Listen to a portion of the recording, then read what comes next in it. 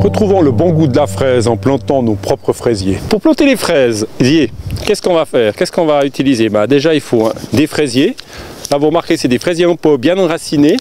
Ensuite, un compost. Là, c'est en l'occurrence un compost de fumier, mais ça peut très bien être un compost ménager. On peut rajouter un tout petit peu de rognure de corne. C'est l'élément animal qu'on présente à la terre. Bien sûr, une pellette. Et puis à la fin, pour mulcher le tout, on va mettre un peu de bois raméal fragmenté, des BRF. C'est un mulch de bois frais qui a été simplement haché. Alors on va continuer, donc ça veut dire lactibèche. Et là, on soulève la terre et on secoue. Étape suivante, un petit larronnage juste pour égaliser. C'est pas gênant les feuilles, hein, tout ça c'est de la matière première. On peut rajouter aussi un petit peu de rognure. Un peu de fumier composté. Donc c'est important qu'il soit bien composté parce que le fraisier apprécierait pas du fumier frais. Alors nous allons planter nos fraises. Donc on ouvre, hein, faut pas avoir peur, même si on les casse un peu, on essaye d'ouvrir la motte. Hein. On va même un peu dépecer la motte comme ça.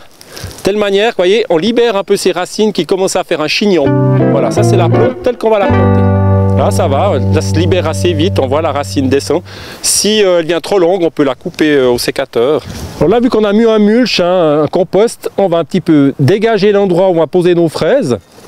Puis on va les mettre environ 20-25 cm. Voilà, on va planter le dernier. Un petit trou si nécessaire. Hein. L'important c'est que vous voyez, les racines descendent bien. Pas trop profond quand même. Puis on fait un petit coup là, le dernier bout, comme ça. C'est parfait. Coller juste là, ça va se tasser, c'est parfait comme ça. Alors, on va poser le mulch.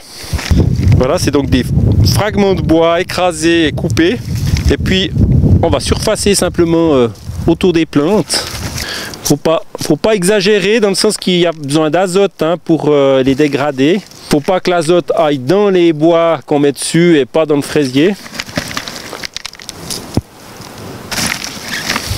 Donc ça, il était fait maison.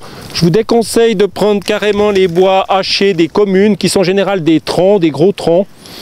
Et ils sont très très ligneux. Et le désavantage, c'est qu'ils ne sont pas attaqués aussi rapidement par les champignons lignivores. Donc vous allez mieux retourner faire vos propres déchets de bois avec des petits déchets de taille. Vous voyez, des bois qui ne dépassent pas 3-4 cm, ça suffit. Vous pouvez même les faire au sécateur, les taper avec un maillet pour les écraser. Et puis ça va très bien. Allez, un petit peu d'eau de pluie.